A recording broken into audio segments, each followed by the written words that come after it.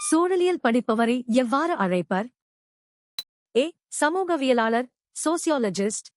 B. சூழலியலாளர், ecologist. C. புவியியலாளர், geologist. D. உயிரியலாளர், பயாலஜிஸ்ட். சரியான பதில் பி. சூழலியலாளர், எக்காலஜிஸ்ட்.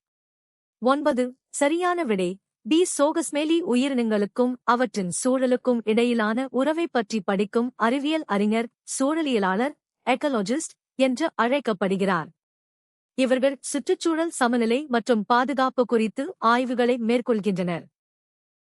மாநிலம் அதன் மழையைப் பொறுத்தவரை முதன்மையாக எதைச் சார்ந்துள்ளது? ஏ. புவியியல் அமைப்பு மழை. பி. வெப்பச்சலன மழை. சி. சூறாவளி மழை. டி. பருவமழை. சரியான பதில் டி. பருவமழை. சரியான விடை தமிழ்நாடு அதன் விவசாயம் மற்றும் குடிநீர் தேவைகளுக்காக பருவமழையே தென்மேற்கு மற்றும் வடகிழக்கு முதன்மையாக நம்பியுள்ளது. பருவமழை பொய்க்கும்போது மாநிலத்தின் பொருளாதாரமும் விவசாயமும் பெரிதும் பாதிக்கப்படுகின்றன. ஆப்பிரிக்காவில் உள்ள மத்திய தரைக்கடல் காலநிலை எப்போது மழை பெறுகிறது? ஏ. கோடையில். பி. வசந்த காலத்தில். சி. குளிர்காலத்தில். டி. இலையுதிர் காலத்தில். சரியான பதில் சி. குளிர்காலத்தில். சரியான விடை சி. சோகஸ்மேலி மத்திய தரைக்கடல் காலநிலை மண்டலத்தில் குளிர்காலத்தில் மேற்கத்திய காற்றுகளின் வெஸ்டலீஸ் தாக்கத்தால் மழை பொழிவு கிடைக்கிறது. கோடை காலத்தில் இப்பகுதி வர்த்தக காற்றுகளின் செல்வாக்கிற்கு உட்படுவதால் வறண்ட வானிலை நிலவுகிறது. பின்வருவனவற்றில் எது மலிவான மற்றும் மிகவும் பல்துறை ஆற்றல் மூலமாக குறிப்பிடப்பட்டுள்ளது? ஏ. அணு சக்தி, நியூக்ளியர் பவர். பி. நீர்மின் சக்தி, ஹைட்ரோஎலக்ட்ரிக் பவர். சி. காற்று சக்தி, வைண்ட் பவர். டி. சூரிய சக்தி, சோலார் பவர். சரியான பதில் பி. நீர்மின் சக்தி, ஹைட்ரோஎலக்ட்ரிக் பவர். 1. நீர்மின் சக்தி மற்ற ஆற்றல் மூலங்களை விட உற்பத்திச் செலவு குறைவானது மற்றும் மிகவும் நம்பகமானது. இது சுற்றுச்சூழலுக்கு உகந்த மற்றும் பல்துறை பயன்பாடு கொண்ட ஆற்றல் மூலமாக கருதப்படுகிறது. 2.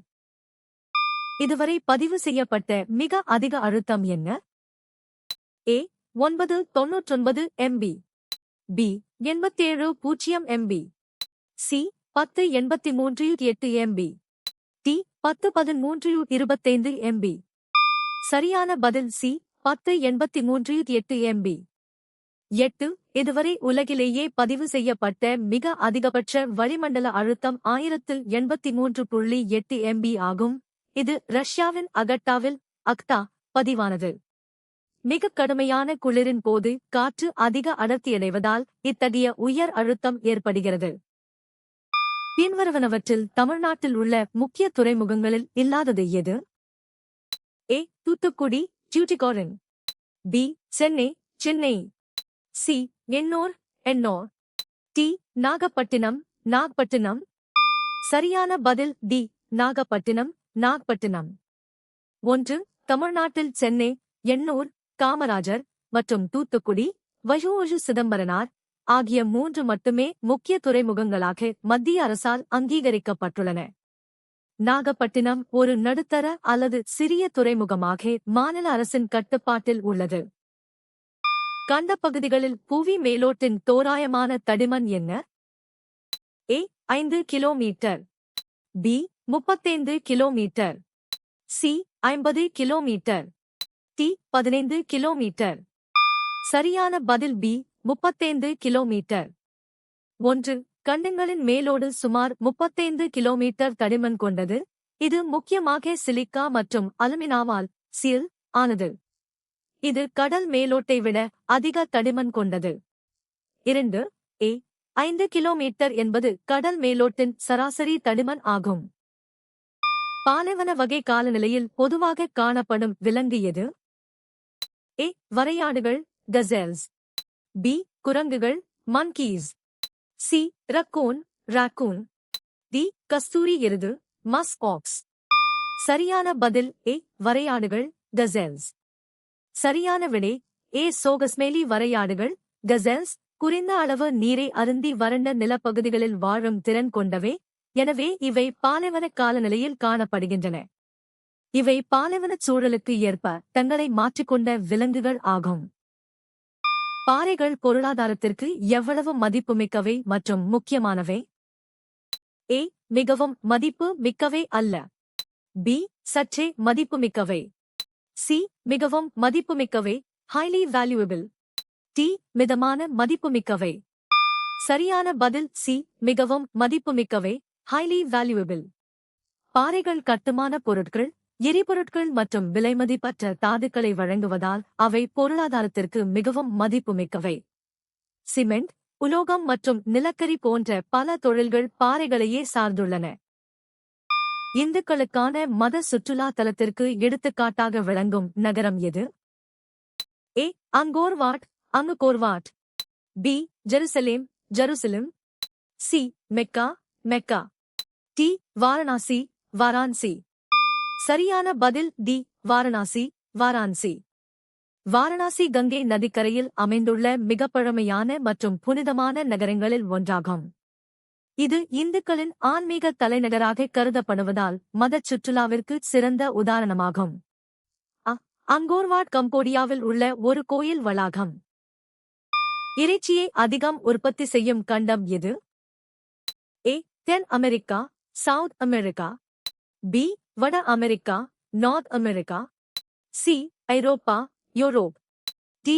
Asia, Asia. சரியான பதில் பி. வட அமெரிக்கா, நார்த் அமெரிக்கா.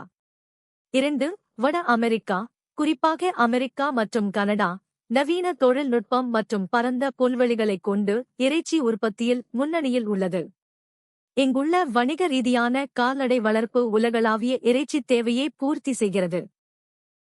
ஆழ்கடல் சமவெளிகள் வேறு எவ்வாறு அறியப்படுகின்றன? ஏ. மத்திய கடல் முகடுகள், மிடோஷன் ரிட்ஜஸ். பி. அபிசல் சமவெளிகள், ஆபிசல் பிளேன்ஸ். சி. நீர்மூழ்கி விசிறிகள், சப்மரீன் ஃபேன்ஸ். டி. கண்ட சரிவுகள், கான்டினென்டல் ரைசஸ். சரியான பதில் பி. அபிசல் சமவெளிகள், ஆபிசல் பிளேன்ஸ். சரியான விடை பி. சோகஸ்மெலி ஆழ்கடல் சமவெளிகள் அபிசல் சமவெளிகள் என்று அழைக்கப்படுகின்றன. இவை கடலடியில் 3000 முதல் 6000 மீட்டர் ஆழத்தில் காணப்படும் மிகவும் சமமான நிலப்பரப்பாகும். இவை உலகின் மிக மென்மையான மற்றும் தட்டையான நிலப்பகுதிகளாக கருதப்படுகின்றன. இந்திய தொலையுணர்வு நிறுவனத்தின் IIRS 2015 ஆண்டு அறிக்கையின்படி இந்தியாவில் மண் அரிப்பின் மதிப்பிடப்பட்ட அளவு என்ன? A. 147 million hectares. B. 47 million hectares. C. 14.7 million hectares. D. 247 million hectares. சரியான பதில் ஏ. 147 மில்லியன் ஹெக்டேர்கள். சரியான விடை ஏ. சோகஸ்மெலி. இந்திய தொலையுணர்வு நிறுவனத்தின் IIRS 2015 ஆண்டு ஆய்வின்படி இந்தியாவில் சுமார் 147 மில்லியன் ஹெக்டேர் நிலப்பரப்பு மண் அரிப்பால் பாதிக்கப்பட்டுள்ளதாக மதிப்பிடப்பட்டுள்ளது. சூழலியல் அல்லது இயற்கை காரணிகளால் ஏற்படும் இடப்பெயர்வு எவ்வகையானது? ஏ. பொருளாதார இடப்பெயர்வு, எகனாமிக் மைக்ரேஷன். பி. சமூக இடப்பெயர்வு, சோஷியல் மைக்ரேஷன். சி. கலாச்சார இடப்பெயர்வு, கல்ச்சுரல் மைக்ரேஷன். டி. இயற்கை இடப்பெயர்வு, நேச்சுரல் மைக்ரேஷன். சரியான பதில் டி. இயற்கை இடப்பெயர்வு, நேச்சுரல் மைக்ரேஷன். சரியான விடை டி. சோகஸ்மெலி. வெள்ளம், வறட்சி அல்லது நிலநடுக்கம் போன்ற இயற்கை சீற்றங்களால் மக்கள் இடம்பெயர்வது இயற்கை இடப்பெயர்வு எனப்படும். இது சுற்றுச்சூழலில் ஏற்படும் மாற்றங்களால் தூண்டப்படுகிறது. ஆண்டிஸ் மலைகள் எவ்வகையான மலைகள்? ஏ. மடிப்பு மலைகள், ஃபோல் மவுண்டெயின்ஸ். பி. பிண்ட மலைகள், பிளாக் மவுண்டெயின்ஸ். சி. எரிமலை மலைகள், வால்கானிக் மவுண்டெயின்ஸ். டி. பீடபூமி மலைகள், பிளாட்டோ மவுண்டெயின்ஸ். சரியான பதில் ஏ. மடிப்பு மலைகள், ஃபோல் மவுண்டெயின்ஸ். 4. ஆண்டிஸ் மலைகள் புவித்தட்டு நகர்வுகளால் டெக்டானிக் பிளேட்ஸ் உருவான இளம் மடிப்பு மலைகள் ஆகும். இது உலகின் மிக நீளமான மலைத்தொடராகும். இது தென் அமெரிக்காவின் மேற்கு கடற்கரை ஓரம் அமைந்துள்ளது. ஒவ்வொரு 1000 மீட்டர் உயரத்திற்கும் வெப்பநிலை பொதுவாக எந்த விகிதத்தில் குறைகிறது? A. 980 C. B. 350 C. C. 650 C. D. 1000 C. சரியான பதில் சி 650 சி. சரியான விடை சி. சோகஸ்மெலி வளிமண்டலத்தின் கீழடுக்கில் ஒவ்வொரு 1000 மீட்டர் உயரத்திற்கும் 6.5 டிகிரி செல்சியஸ் வெப்பநிலை குறைகிறது. இது இயல்பு வெப்ப வீழ்ச்சி நார்மல் லாப்ஸ் ரேட் எனப்படுகிறது. ஒரு நீர்வாழ் உயிர்க்கோளத்தில் வாழும் உயிரினங்கள் எதற்காக ஓடாடுகின்றன? ஏ. ஊட்டச்சத்துக்கள் மற்றும் இருப்பிடம். பி. சூரிய ஒளி மற்றும் வெப்பம். சி. காற்று மற்றும் இடம். டி. இனப்பெருக்கம் மற்றும் இடம்பெயர்வு. சரியான பதில் ஏ. ஊட்டச்சத்துக்கள் மற்றும் இருப்பிடம்.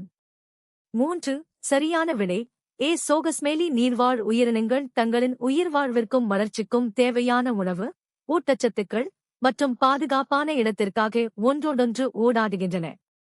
இது நீர்வாழ் சூழல் மண்டலத்தின் சமநிலையை பராமரிக்க உதவுகிறது. தென் அமெரிக்க ரயில் பாதைகளின் ஒற்றை தடம் தன்மை எந்த வகையான சேவையை ஊக்கமிழக்கச் செய்கிறது? ஏ. அவசர சேவைகள் எமர்ஜென்சி சர்வீசஸ். பி. பயணிகள் சேவை பேசஞ்சர் சர்வீஸ். சி. சர்வதேச வர்த்தகம் இன்டர்நேஷனல் ட்ரேட்.